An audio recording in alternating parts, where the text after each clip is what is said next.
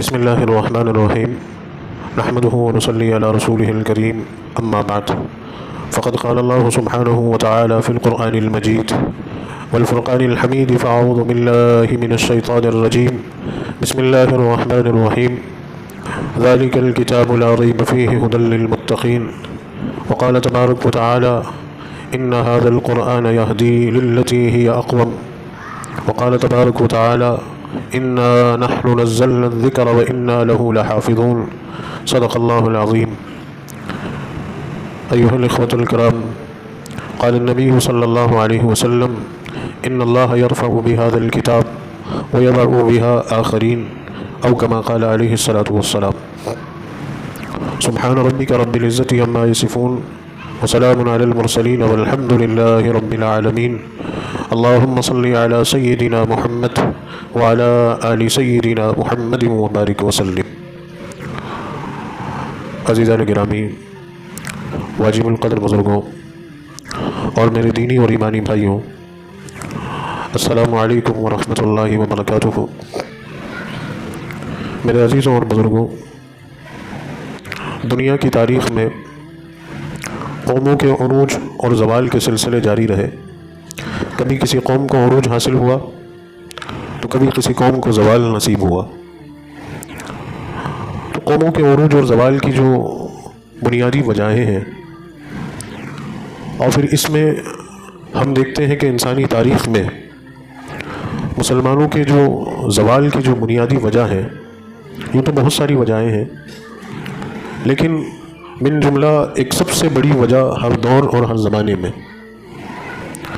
جو مسلمانوں کے زوال کی وجہ بنی، وہ ہے قرآن کو چھوڑ دینا. جب مسلمانوں نے قرآن کو اور قرآن کی تعلیمات کو مضبوطی سے تھاما تو اللہ رب العزت نے قرآن کی برکت سے ان کو دنیا کی امامت نصیب کی، اور وہ دنیا کے اندر امام بن کر ابھرے، اور دنیا کی قیادت اور لیڈرشپ ان کا مقدر بنی. پھر ان کی فتوحات کا سلسلہ جاری رہا، اور ان کی گھوڑوں کی ٹاپوں سے علاقے کے علاقے فتح ہوتے چلے گئے. شرک اور کفر کے سورج کو زوال آ گیا اور ہر طرف مسلمانوں کا دور دورہ. لیکن جو ہی مسلمانوں نے قرآن کو چھوڑا تو پھر زوال ان کا مقدر بن گیا، اور وہ پھر بستی میں دستے چلے گئے. اسی کو سامنے رکھتے ہوئے شاعر مشرق نے کہا کہ وہ زمانے میں معزز تھے مسلمان ہو کر، اور تم خوار ہوئے تاریک قرآن ہو کر. یعنی ہم اپنے اسلاف کی، اپنے بزرگوں کی، صحابہ کرام کی تاریخ کو اٹھا کر دیکھیں تو یہ پتہ چلتا ہے کہ وہ دنیا کے اندر سپر پاور، دنیا کے اندر لیڈرشپ ان کے پاس میں، یعنی کہ قرآن نے ان کو عروج پر پہنچا دیے اور وہ زمانے میں معزز ہو گئے. اور تم خوار ہوئے تاریک قرآن ہو کر، قرآن کو ترک کر دیا، قرآن کو چھوڑ دیا تو زمانے میں ذلیل و خوار ہو گئے. قرآن کو چھوڑ دینے کی نحوست یا قرآن کو ترک کر دینے کی بے برکتی، یا سمجھ لیجیے کہ یہ زوال کی وجہ.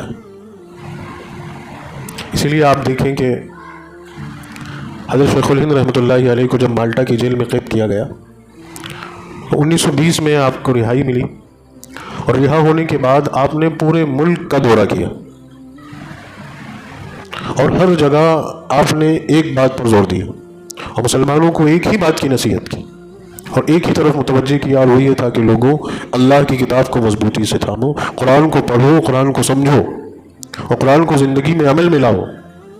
اگر تم قرآن والے بن گئے اور قرآن تمہارے اندر اتر گیا تو پھر تمہیں دنیا سے کوئی نہیں مٹا سکتا، کیونکہ اللہ کا وعدہ ہے انا نحن نزلنا الذکر وانا لہ لحافظون، کہ اس کتاب کو ہم نے نازل کیا اور ہم ہی اس کی حفاظت کریں. اس کو کوئی مٹا نہیں سکتا، اس کو کوئی ختم نہیں کر سکتا.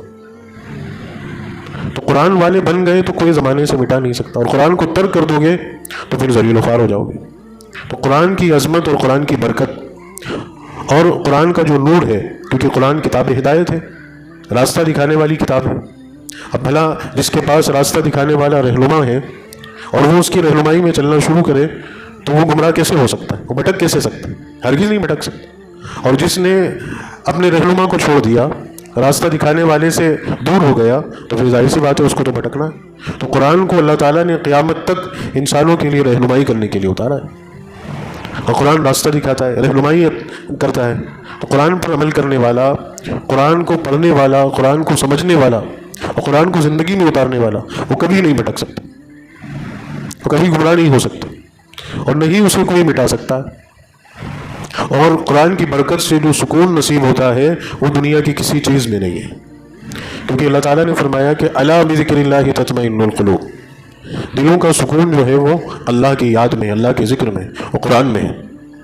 جو جتنا قرآن سے جڑا ہوا ہوگا، بمعنی قرآن پر عمل کرنے والا، قرآن کو پڑھنے والا ہوگا، قرآن کو سمجھنے والا ہوگا، اس کی زندگی میں اتنا ہی سکون ہوگا. آج لوگ جو ہے سکون تلاش کرتے ہیں پیسوں میں، ہر ایک مارا مارا پھر رہا ہے، ہر ایک کو بس اسی بات کی فکر ہے کہ میں پیسے کما لوں اور پیسے بنا لوں. اور اگر پوچھے کہ بھائی آپ کیوں مارے مارے پھر رہے ہیں، کیوں آپ دھوپ میں تپ رہے ہیں، کیوں آپ بارش میں بھیگ رہے ہیں، کیوں آپ سردی میں ٹٹر رہے ہیں، کیوں آپ گھر بار کو چھوڑ کر اتنی دور پڑے ہوئے ہیں، کیوں آپ کسی کی کڑوی کسیلی بات سن رہے ہیں، کیوں آپ کسی کا غصہ برداشت کر رہے ہیں، کیوں آپ کسی کے نخرے ٹوک رہے ہیں، کیوں آپ کسی کی منت سماجت کر رہے ہیں؟ تو اس کا جواب یہی ہوگا کہ 2 پیسے کے لیے. وہ پوچھے کہ آپ یہ 2 پیسے کیوں کمانا چاہتے ہیں؟ میں اس لیے چاہتا ہوں کہ میری اور میرے بچوں کی زندگی راحت والی اور سکون والی بن جائے.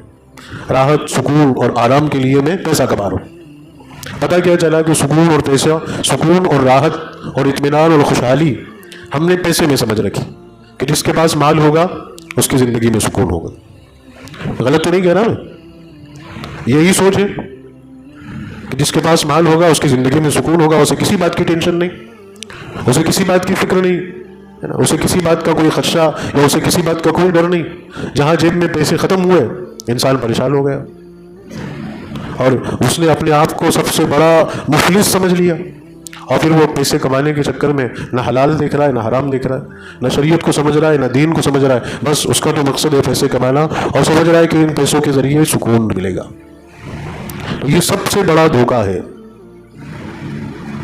آپ کو میری بات پر ضرور اعتراض ہو رہا ہوگا کہ آپ یہ کیا بات کر رہے ہو. ضرور آپ کا اعتراض بجا ہے، لیکن میں آپ کو ایک مثال دوں گا، اور یہ اعتراض آپ کے دل میں تب تک رہے گا کہ جب تک آپ قرآن کو نہیں سمجھیں گے. تو یہ کتنا بڑا ڈاؤٹ ہے، اور قرآن 2 لفظوں میں اس ڈاؤٹ کو ختم کر دیتا ہے. اتنی بڑی ٹینشن سے انسان کو باہر اٹھا کے پھینکتی، باہر نکالتی ہے. نہ کوئی دوائی کھانی پڑی، نہ کسی ڈاکٹر کی لمبی چوڑی فیس دینی پڑی، نہ کوئی ٹریٹمنٹ کرنا پڑا. بس سادہ سی بات کہ قرآن کو پڑھا اور قرآن کو سمجھا. تو یہ بات سمجھ آ گئی کہ پیسہ صرف اللہ نے اس کو ایک سبب بنا رکھا ہے، ایک ضرورت کی چیز بنا رکھا ہے، جیسی دوسری ضرورت کی چیز ہے، نہ کہ اس سے سب کچھ ہوتا ہے. اگر اسی سے سب کچھ ہوتا اور پیسے کے اندر ہی سکون ہوتا تو میں آپ کو بہت دور کے کسی کا واقعہ تو نہیں سناتا. آپ سوچیں گے کہ یہ تو پرانے زمانے کی بات ہو گئی. میں آپ کو ماضی قریب کا ایک واقعہ سناتا ہوں، اور ہمارے ملک کی ایک بہت بڑی ہستی کا واقعہ سناتا ہوں. آپ میں سے سب لوگ ٹاٹا گروپ کو جانتے ہیں. کون ہوگا جو نہیں جانتا ہندوستان میں ٹاٹا کو؟ اور ابھی قریب کے زمانے میں رتن ٹاٹا کو کون نہیں جانتا؟ سبھی جانتے ہیں، چھوٹے چھوٹے بچے جانتے ہیں. پیسے کی کیا کمی، دولت کی کیا کمی، شہرت کی کیا کمی. جہاں دنیا میں جائیں وہاں اپنی مرضی کی جو چیز خریدنا چاہیں بآسانی خرید ڈالیں. ہماری طرح نہیں کہ بھائی یہاں سے اگر بامبے بھی جانا ہے تو سوچنا پڑ رہا ہے. کیا کمی پیسے کی؟ لیکن اس کے باوجود بھی زندگی میں سکون نہیں ہے.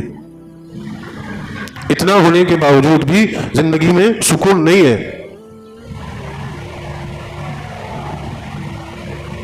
کیا ہے واقعہ؟ ہمارے حضرت کہتے ہیں کہ آپ نے بھی سنا ہوگا، حضرت کی زبانی ہے بات، کہ ایک بہت ایمرجنسی کے کام کے لیے لکھنؤ سے دہلی کے لیے سفر کیا، اور پھر دہلی سے آگے جانا تھا، تو بہت ایمرجنسی تقاضا تھا، تو بزنس کلاس کا ٹکٹ کروایا. فلائٹ میں جا کے بیٹھے تو فلائٹ 15 منٹ لیٹ ہو گئی، ڈیلے ہو گئی. سب پیسنجر انتظار کر رہے ہیں. ٹائم ہونے کے باوجود بھی جو ہے فلائٹ ٹیک آف نہیں کر رہی. کیا بات ہے؟ تھوڑی دیر بعد ایک VIP پروٹوکال میں ایک شخص آئے، اور وہ اتفاق ایسا ہوا کہ وہ حضرت کے پاس والی سیٹ پر ہی بیٹھے، اور وہ رتن ٹاٹا تھے. فلائٹ اڑی اور جب نارمل وے میں فلائٹ گئی تو انہوں نے جو ہے ایک شراب کی بوتل نکالی مہنگی اور پینا شروع کر دی. حضرت سے بات چیت ہوئی. وہ کہتے ہیں کہ بات چیت کے سلسلے میں نے ان سے پوچھا کہ آپ جیسا سمجھدار انسان، اتنا سکسیس بزنس مین، اتنی بڑی شخصیت، آپ بھی شراب جیسی بری چیز کے عادی ہیں، بھلا آپ شراب کیوں پیتے ہیں؟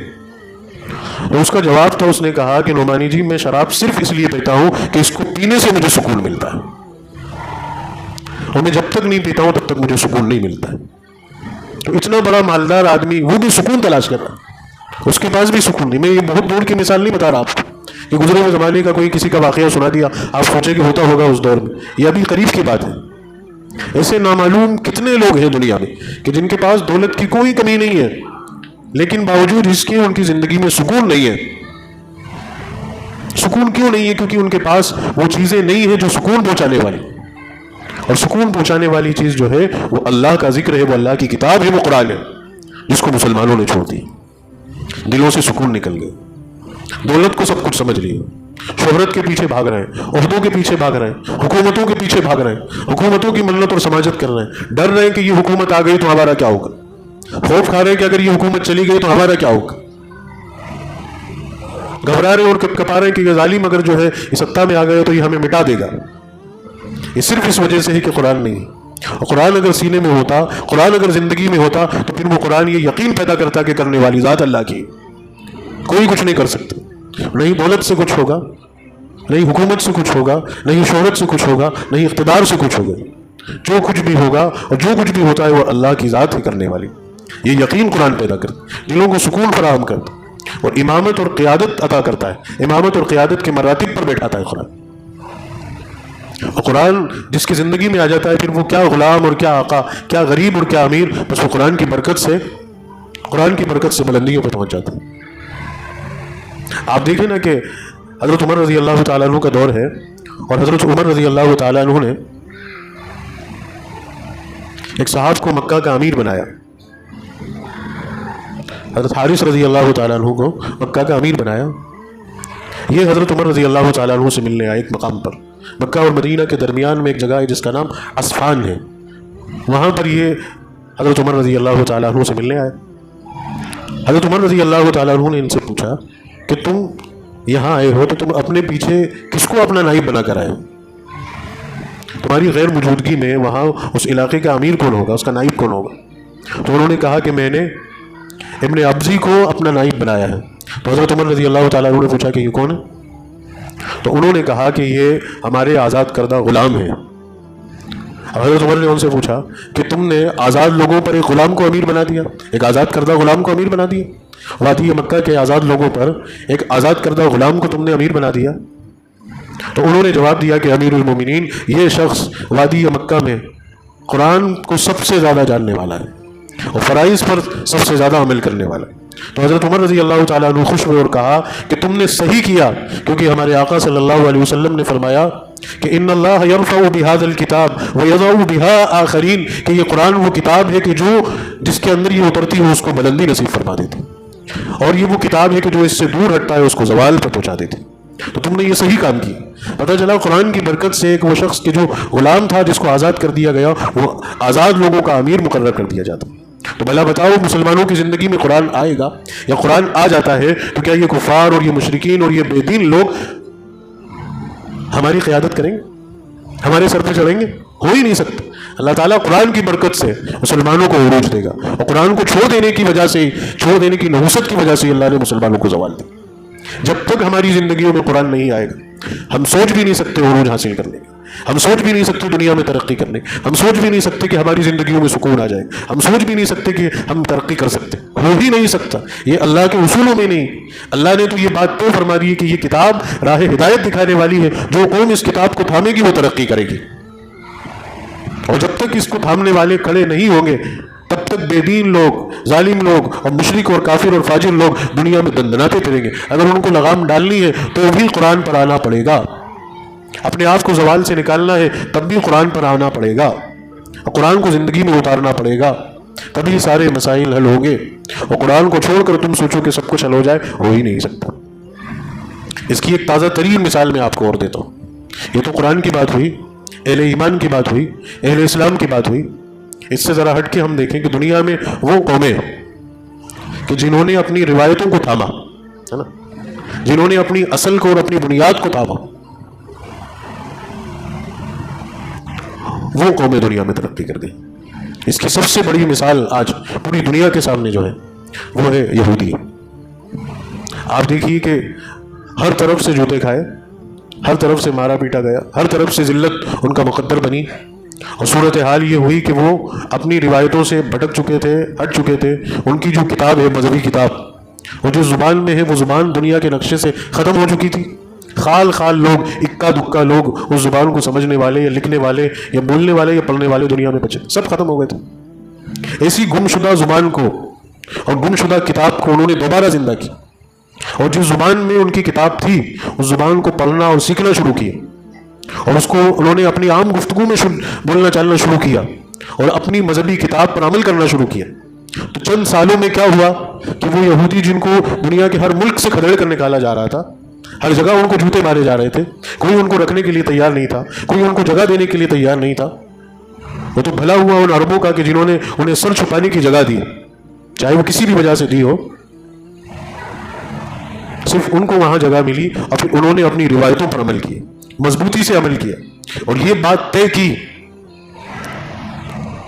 کہ ہر بچے کو جو یہودی کے یہاں پیدا ہونے والا ہے اسے ہبرو زبان سیکھنی ہے. ہبرو زبان جس میں ان کی مذہبی کتاب ہے، اس کو پڑھنا ہے، اس کو یاد کرنا ہے، اس کو سمجھنا ہے، اور اسی میں گفتگو کرنا ہے. اور پھر انہوں نے توریت کو پڑھنا شروع کیا، اس کو سمجھنا شروع کیا. تو چند سالوں میں کیا ہوا کہ پوری دنیا آج دیکھ رہی ہے کہ آپ چاہے مانیں یا نہ مانیں، آج پوری دنیا پر یہودیوں کا کنٹرول ہے. چاہے آپ اس کو سازش کہیں، چاہے آپ اس کو ان کی مکاری کہیں، لیکن اس حقیقت کو بھی تسلیم کرنا پڑے گا کہ انہوں نے اپنی روایتوں کو زندہ کیا، اپنی زبان کو زندہ کیا، اپنی کتاب پر آئے. تو چونکہ ابھی مسلمان اس دور میں ہے ہی نہیں، تو جو محنت کرے گا اس کو تو اللہ اس کا پھل دے گا. اللہ تو عدل کرنے والا ہے، انصاف کرنے والا ہے. اگر جب تک تم اٹھو گے نہیں، جب تک تم اس میدان میں عمل میں نہیں آؤ گے، تب تک جو دوسرا جس اعتبار سے محنت کر رہا ہے وہ آگے بڑھتا رہے گا. آج پوری دنیا پر ہر جگہ ان کا کنٹرول ہے، ہر ملک میں ان کا کنٹرول ہے، چاہے کسی کی بھی حکومت ہو، چاہے وہاں پہ ڈیموکریسی ہو یا چاہے وہاں پہ ڈکٹیٹرشپ ہو، چاہے کچھ بھی ہو.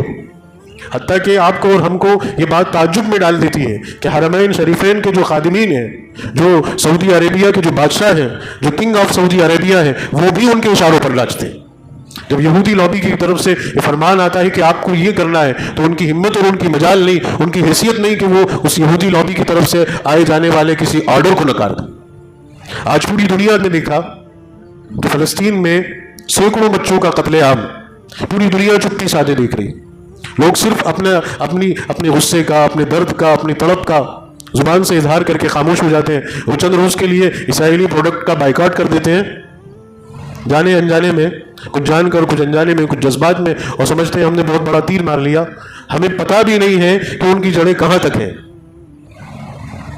ہماری فکر پر ان کی فکر غالب ہے، ہماری سوچ پر ان کی سوچ غالب ہے، ہمارے اداروں پر ان کا کنٹرول ہے، ہماری ایک ایک ایکٹیویٹی پر ان کا کنٹرول ہے، ہمارا ہر اٹھتا ہوا قدم ان کی نظروں کے سامنے، ان کی نگاہوں میں ہے. یہ کیوں ہوا کہ انہوں نے محنت کی، اپنی روایتوں کو تھاما، اپنی روایتوں کو زندہ کیا، تو آج دنیا میں ترقی پذیر ہو گئے. اور مسلمان جس کے پاس اس پوری کائنات کی سب سے سچی کتاب، سب سے عظیم کتاب، اور وہ کتاب مقدس کہ جس کا ایک ایک حرف ذالک الکتاب لا ریب فیہ، جس کو اللہ نے کہہ دیا گیا کہ شک و شبہات کی بھی گنجائش نہیں ہے. توریت میں تو تحریفات ہو گئی، وہ خود مانتے ہیں اور خود کہتے ہیں کہ ہم نے بدل دیا اس کو، لیکن قرآن کو تو کوئی نہیں بدل سکتا. اللہ کا وعدہ ہے انا نحن نزلنا الذکر وانا لہ لحافظون، کہ ہم نے قرآن نازل کیا اور اس کی حفاظت ہم کریں گے. کوئی ایک حرف، ایک لفظ بھی قرآن میں نہیں بدل سکتا. اگر بدلے گا تو پکڑا جائے گا. اگر کوئی قرآن کے اندر گڑبڑی کرے گا تو فوراً اس کو پکڑ لیا جائے گا. اتنا بڑا وعدہ اللہ کا، اور اتنا بڑا چیلنج اللہ کا. اور یہ تک اللہ نے چیلنج کر دیا کہ لوگوں، اگر تمہیں اس بات پر شک ہو کہ یہ قرآن کسی اللہ کے علاوہ کسی اور کا کلام ہے، تو جاؤ قرآن کی طرح ایک سورت نہیں، ایک چھوٹی سی آیت بنا کے دکھا دو. کھلا چیلنج، آج تک کوئی نہیں کر پایا. یہ کتاب ہدایت کہ جس کے اندر سائنس کی حقائق موجود ہیں، جس کے اندر دنیا کے جغرافیائی نقشے کی حقیقت موجود ہے، جس کے اندر قیامت تک آنے والی ہر چیز کے بارے میں اشارات اور حقائق موجود ہیں، اور اس کتاب کو مسلمان اپنی مذہبی کتاب کہتے ہیں، اور اس کتاب کو سینے سے لگاتے ہیں، اس کو لبوں سے چومتے ہیں، اس کو آنکھوں سے لگاتے ہیں، اور اس کو جزدان میں بند کر کے گھروں میں بطور تبرکن رکھتے ہیں۔ آج کوئی مسلمان اس بات کو برداشت نہیں کرے گا کہ قرآن کی ذرا بھی بے حرمتی ہو۔ آپ ہم میں سے کوئی یہ برداشت کر سکتا ہے کہ کوئی قرآن کی بے حرمتی کرے؟ ہرگز نہیں کر سکتے۔ قرآن اگر ذرا سا اللہ نہیں کرے اپنی رحل سے یا اپنی مقام سے ذرا سا کھسک کر زمین پر اگر گر جائے تو سب دوڑ پڑیں گے اور قرآن کو اٹھائیں گے، اس کو سینے سے لگائیں گے، اس کو چومیں گے۔ کیوں بھائی؟ یہ اللہ کا کلام ہے، یہ مقدس کتاب ہے۔ کیا قرآن صرف چومنے کے لیے آیا تھا؟ صرف سینوں سے لگانے کے لیے آیا تھا؟ یا صرف آنکھوں پہ رکھنے کے لیے آیا تھا؟ میں آپ سے کھل کر یہ بات کہتا ہوں کہ قرآن کی سب سے زیادہ بے حرمتی اور قرآن کے ساتھ سب سے زیادہ بڑی خیانت اگر دنیا کے اندر کوئی کر رہا ہے تو وہ مسلمان کر رہے ہیں۔ بچ نہیں پاؤ گے۔ یاد رکھنا اس بات کو، اللہ کے رسول صلی اللہ علیہ وسلم آخرت میں کھڑے ہوں گے اور اللہ سے شکایت کریں گے کہ اللہ یہ میری امت ہے اور یہ نام کے مسلمان ہیں، یہ اپنے آپ کو کہتے اور سمجھتے تو مسلمان تھے، یہ لکھتے تو مسلمان تھے، لیکن ان کا حال یہ تھا کہ انہوں نے قرآن کی بے حرمتی کی۔ کیا بے حرمتی کی؟ کہ انہوں نے قرآن کا ایک لفظ نہیں پڑھا، انہوں نے قرآن کا ایک لفظ نہیں پڑھا، ایک لفظ نہیں سیکھا انہوں نے۔ نہ قرآن کو سیکھنے پر محنت کی، نہ قرآن کو سمجھنے پر محنت کی، نہ قرآن کو پڑھنے پر محنت کی۔ انہوں نے قرآن کی سب سے زیادہ حق تلفی کی۔ بتاؤ، اللہ کے رسول صلی اللہ علیہ وسلم مقدمہ درج کریں گے اور اللہ منصف ہوں گے اور ہم اس دن روز آخرت کٹ گھڑے میں کھڑے ہوں گے، کون بچا پائے؟ اور قرآن خود کھڑا ہو کر یہ گواہی پیش کرے گا، اللہ یہ 70 سال کا بوڑھا ہو گیا، یہ 90 سال کا بوڑھا ہو گیا، یہ 40 سال کا جوان تھا، یہ 15-25 سال کا نوجوان تھا، اس نے مجھے دیکھنا تک گوارا نہیں کیا، مجھے کھول کر پڑھنا تک گوارا نہیں کیا۔ اس کے پاس دنیا کی ساری ڈگریاں تھیں، اس کا بڑا لمبا چوڑا بینک بیلنس تھا، اس کی فیکٹریاں تھیں، اس کی دکانیں تھیں، یہ برانڈیڈ چیزیں پہنتا تھا اور مہنگی مہنگی کاروں میں گھومتا تھا، لیکن مجھے پڑھنے کی توفیق تک اس کو نہیں۔ کون بچائے گا؟ کیا جواب ہوگا ہمارے پاس؟ کوئی جواب دے سکتا ہے؟ کوئی بچ سکتا ہے؟ آپ خود بتاؤ، ہم نے قرآن کا حق ادا کیا؟ کیا ہم نے قرآن کا حق ادا؟ میں اگر پوچھوں اس مجمع سے کتنے لوگ قرآن پڑھنا جانتے ہیں، تو اگر ہاتھ اٹھانے کی بات کہوں گا تو نامعلوم کتنے چہروں پہ سے نقاب اٹھے گا اور کون کس کس کو ذلت کی نظر سے دیکھے گا۔ لیکن میں یہ بات نہیں کہوں گا، چہروں سے سمجھ آ گئی بات کہ یہ اتنی بھیڑ میں کتنے لوگوں نے قرآن پڑھا۔ ایک دو لوگ ہاتھ اٹھانے کی ضرورت کر بھی رہے ہیں تو میں ان سے پوچھوں گا کہ آپ نے قرآن تو پڑھا، لیکن قرآن کو پڑھنے کا جو حق ہے اس حق سے پڑھا؟ قرآن میں خود کہا گیا کہ وَرَتِّلِ الْقُرْآنَ تَرْتِيلًا، ہے نا، کہ جس طرح قرآن نازل کیا گیا اس طرح سے پڑھو۔ کیا تجوید کی رعایت کے ساتھ، صحیح مخارج کے ساتھ، صحیح حروف کی ادائیگی کے ساتھ، کہ ہا کہاں سے نکلے گا، شین کہاں سے نکلے گا، صاد کا کیا مخرج ہوگا، ضاد کی ادائیگی کا کیا تلفظ ہوگا، اور را کو پر کریں گے کہ باریک کریں گے، کس قاعدے میں اس کو موٹا پڑھیں گے یا باریک پڑھیں گے، مد کو کتنا کھینچیں گے، تشدید کسے کہتے ہیں، جزم کسے کہتے ہیں، ساکین کسے کہتے ہیں، اخفا کہاں ہوگا، غنہ کہاں ہوگا، اقلاب کہاں ہوگا، اور ادغام کہاں ہوگا، اور قلقلہ کہاں ہوگا۔ ان قواعد کے ساتھ کبھی پڑھا ہے؟ یہ میں نے کون سی چڑیاؤں کے نام بتا دیے۔ اگر پوچھ لیا جائے کہ ابھی آج کے اس وقت کا سپر اسٹار کون ہے،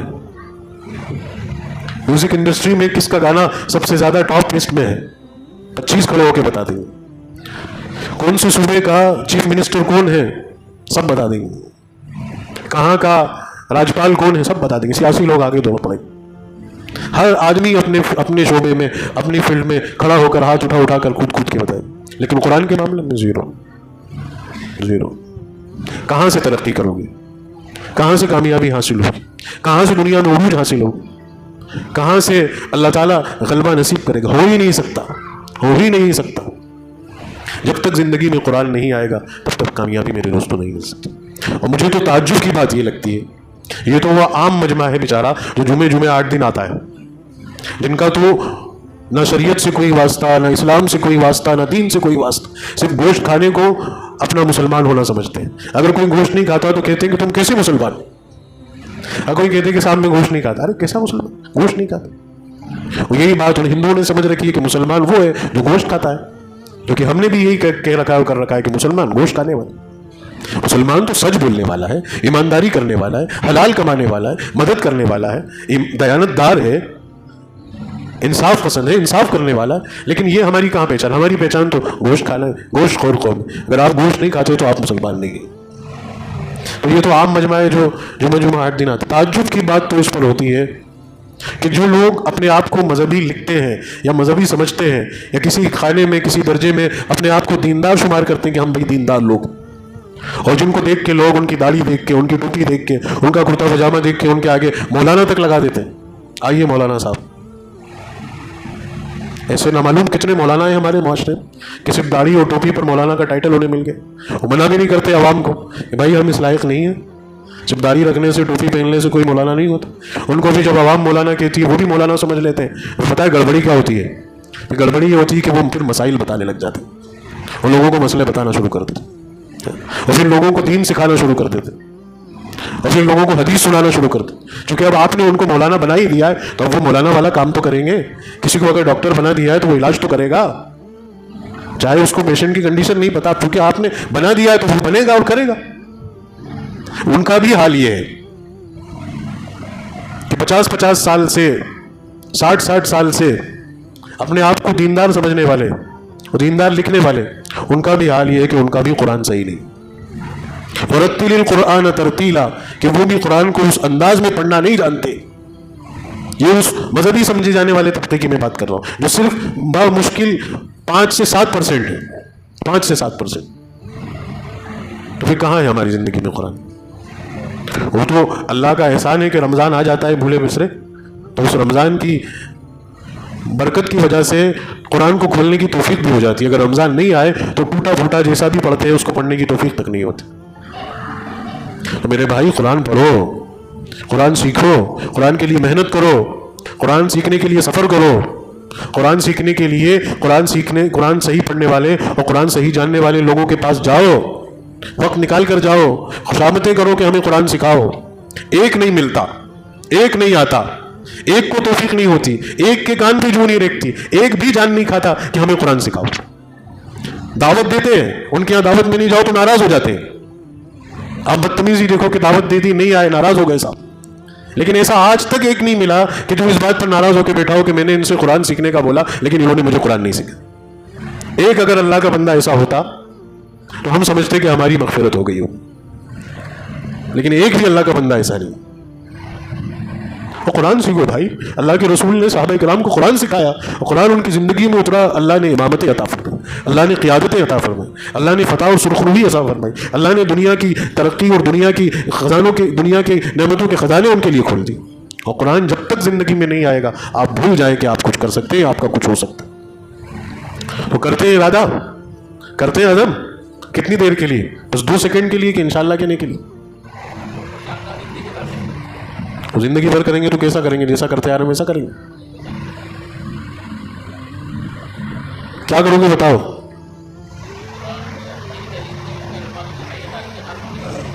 کیسے سیکھیں گے بتاؤ نا. سیکھیں گے قرآن، نکالیں گے روز آدھا گھنٹہ. بہت مشکل تو نہیں ہے، اتنے زیادہ بزی تو نہیں کہ اپنے دین کے لیے اور اپنی آخرت کے لیے آدھا گھنٹہ بھی نہیں نکال سکتے. آدھا گھنٹہ نکال لو صرف قرآن سیکھنے کے لیے. چند مہینوں کے اندر قرآن پڑھنا بھی سیکھ لو گے اور قرآن سمجھ بھی آنا لگ جائے گا اور اس کی برکت سے زندگی بھی سنور جائے گی. ورنہ یاد رکھ لینا کچھ بھی نہیں ہونے والا. اللہ معاف کرے. اللہ تعالیٰ قرآن سیکھنے کی اور اس پر عمل کرنے کی ہم سب کو توفیق نصیب فرمائے. وآخر دعوانا